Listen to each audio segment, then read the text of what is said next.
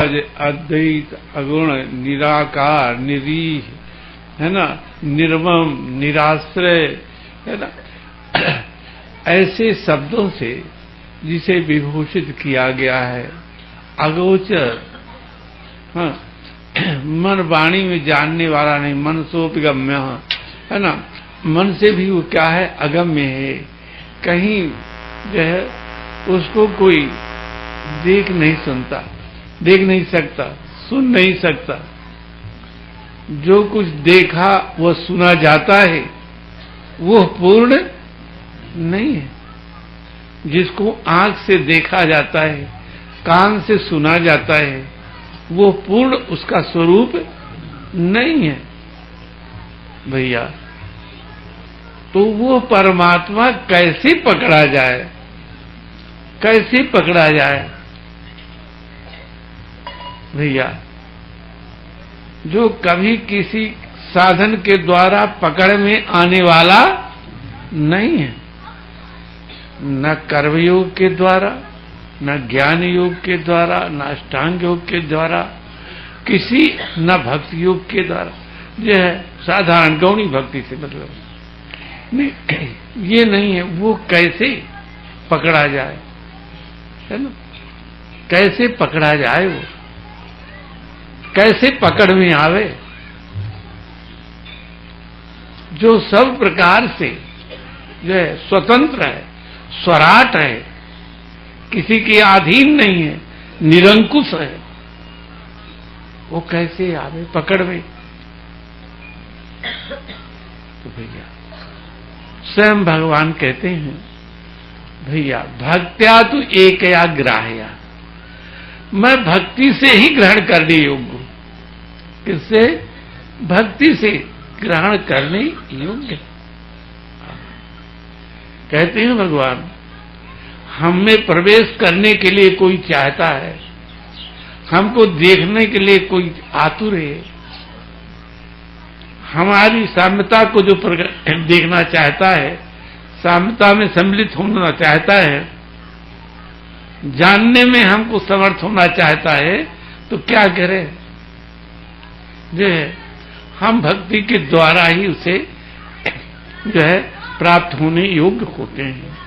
यदि भक्ति उसके पास में नहीं है तो नहीं पकड़ सकता, हम उससे ग्राह्य नहीं है। तो परमात्मा भक्ति से ही पकड़ में आने योग्य है।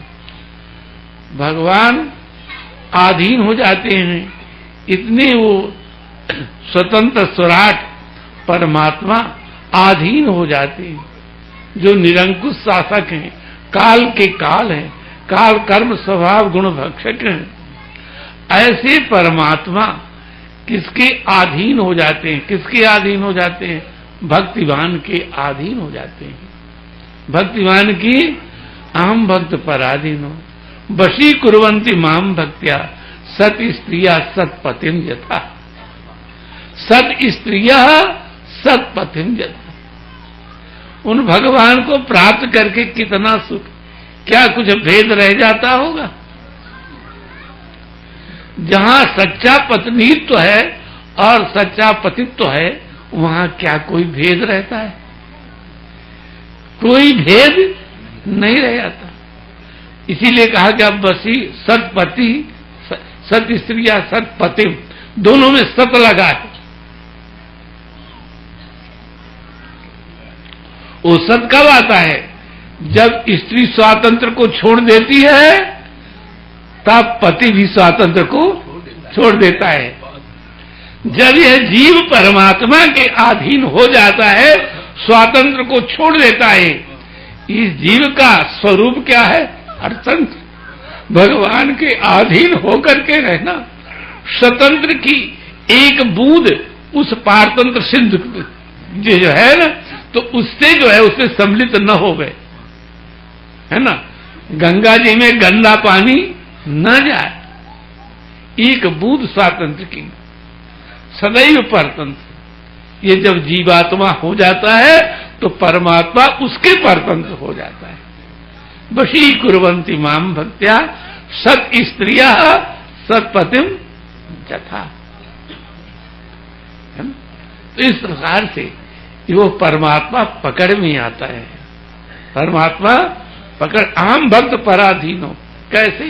ये अस्वतंत्र इव द्विज, जैसे पक्षी को पिंजड़े में भेड़ दिया जाए तो वो जो है अपने अधीन नहीं रहता, उड़ने की शक्ति नहीं रखता। इसी प्रकार से परमात्मा जब भक्त के पिंजड़े में भिड़ जाता है तो वो उड़ने की सामर्थ्य नहीं रखता, बहुक्ति नहीं, उड़ने की सामर्थ्य नहीं रखता। चाहते हुए भी कि थोड़ी देर के लिए मैं वन में चला जाऊं, है ना, तो वो उड़ नहीं सकता है। क्यों? वहां आधीन बेड़ा हुआ है। तो यहां पर भक्त की प्रबलता दिखाई गई कि भक्ति इतनी प्रधान हो गए जिससे वो जो है अपने को भूल जाए और सामर्थ्य को भूल जाए, सब कुछ भूल जाए, बस उसी रहे, उसके हृदय में हमेशा रहे। तो साधवो हृदय मह्यम साधु नाम हृदय तो हम मद अन्य ते न जानंती न हम तेभ्यो मनागपी। पर ये भक्ति नहीं जिसमें कामना का बिंदु भरा हुआ है, वो भक्ति नहीं। कौन भक्ति के द्वारा भगवान बस में होते हैं, पकड़ में आते हैं? प्रेमा भक्ति, प्रेम लक्षणा भक्ति, जिसमें स्वातंत्र नहीं है और कामना नहीं है। ऐसा नहीं कि क्या करें मैं परतंत्र हूं, अगर स्वतंत्र होता तो ऐसा हो जाता, ऐसा नहीं। मैं भगवान हो जाता तो ऐसा होता, है ना। कैसे? हम ब्रह्म हो जाते तो ऐसे होते, हम ब्रह्मास्म हो जाते, सो नहीं। क्या है? दासो हम दासो हम दासो हम तब दासो हम दासो हम। कहिए तो कीर्तन, दासो हम दासो हम दासो हम तब दासो हम दासो हम दासो तब बोलिए दासो हम तब दासो हम दासो हम दासो दासो हम तब दासो हम। सब कोई बोलिए दासो हम तब दासो हम दासो हम दासो हम दासो हम तब दासो हम दासो हम दासो हम दासो हम तब दासो हम दासो हम दासो हम दासो हम तब दासो हम दासो हम दासो हम दासो हम तब दासो हम दासो हम दासो हम दासो हम तब दासो हम दासो हम दासो हम दासो हम तब दासो हम दासो हम दासो हम दासो हम तब दासो हम दासो हम दासो हम दासो हम तब दासो हम दासो हम दासो हम दासो हम तब दासो हम दासो हम दासो हम दासो हम तब दासो हम। जब इस प्रकार से ये भक्त पूर्ण रूपेण समर्पित हो जाता है, यद्यपि इसका समर्पित होना भी औपचारिक है।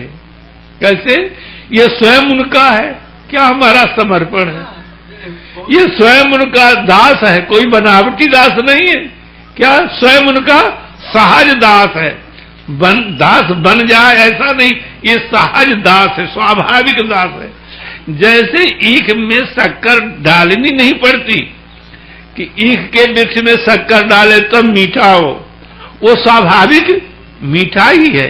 इसी प्रकार से जीवात्मा का स्वरूप सहज दास स्वरूप है।